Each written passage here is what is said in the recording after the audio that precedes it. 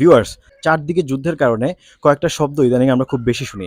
সেটা হচ্ছে subsonic missile, supersonic missile, hypersonic missile. এই শব্দগুলো আসলে কি, এই পরিভাষা আমরা না জানার কারণে হয়তো রিয়েল মিনিংটা বুঝি না।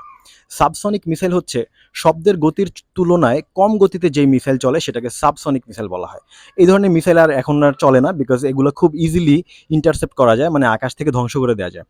এরপরে ২ নম্বরে আছে সুপারসনিক মিসাইল, যেটা শব্দের গতির তুলনায় ২ বা ৩ গুণ বেশি গতিতে চলে। এটাকে ম্যাক 3 বা ম্যাক 2 বলা হয়, কোনো ক্ষেত্রে ম্যাক 4 ও বলা হয়। মানে হচ্ছে শব্দের গতির তুলনায় ২, ৩, ৪ গুণ বেশি গতিতে যদি চলে সেটাকে সুপারসনিক মিসাইল বলা হয়। আর একদম আধুনিকতম যেটা হচ্ছে লেটেস্ট, সেটা হচ্ছে হাইপারসনিক মিসাইল। এইটা শব্দের গতির তুলনায় ৫ গুণ, ৫ থেকে উপরে, মানে ৫ থেকে ১০ গুণ পর্যন্ত হতে পারে, ১৫ গুণ পর্যন্ত হতে পারে। মানে শব্দের গতির তুলনায় ৫ গুণের চেয়ে বেশি, শব্দের গতির চেয়ে ৫ গুণ বেশি গতিতে যেই মিসাইল চলে সেটাকে বলা হয় হাইপারসনিক মিসাইল। এটাকে ম্যাক ৫ থেকে ম্যাক ১০ পর্যন্ত বলা হয়। কোনো ক্ষেত্রে রাশিয়া ইদানিং কিছু মিসাইল বানাচ্ছে যেটা ম্যাক ১২ পর্যন্ত চলে যায়।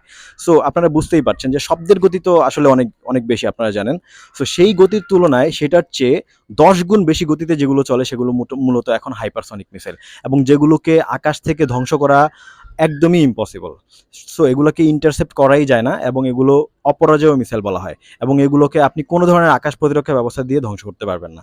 যেমন কিছুদিন আমরা আগে দেখেছি যে হুথির হাইপারসনিক মিসাইল ইসরায়েলে আঘাত এনেছে, এবং ইসরায়েলের এত বিখ্যাত এয়ার ডিফেন্স সিস্টেম সেটাকে প্রতিহত করতে পারেনি। সো হাইপারসনিক মিসাইল এখন বর্তমান যুদ্ধাস্ত্রের মধ্যে অন্যতম একটি যুদ্ধাস্ত্র। প্রত্যেকটা দেশই এই ধরনের মিসাইল তৈরি করার জন্য চেষ্টা করছে।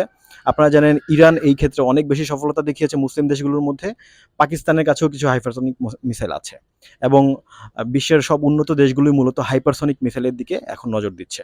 যুদ্ধের এই পরিভাষাগুলো আপনারা জানার কারণে আপনারা বিভিন্ন নিউজে বা বিভিন্ন জায়গায় যখন এই শব্দগুলো জানবেন, আপনারা যখন এটার মিনিং প্রপারলি বুঝবেন, তখন আপনারা রিয়েল মেসেজটা বুঝতে পারবেন যে আসলে what is going on, what does it actually mean. Thank you so much. দেখা হবে নতুন কোনো ভিডিওতে।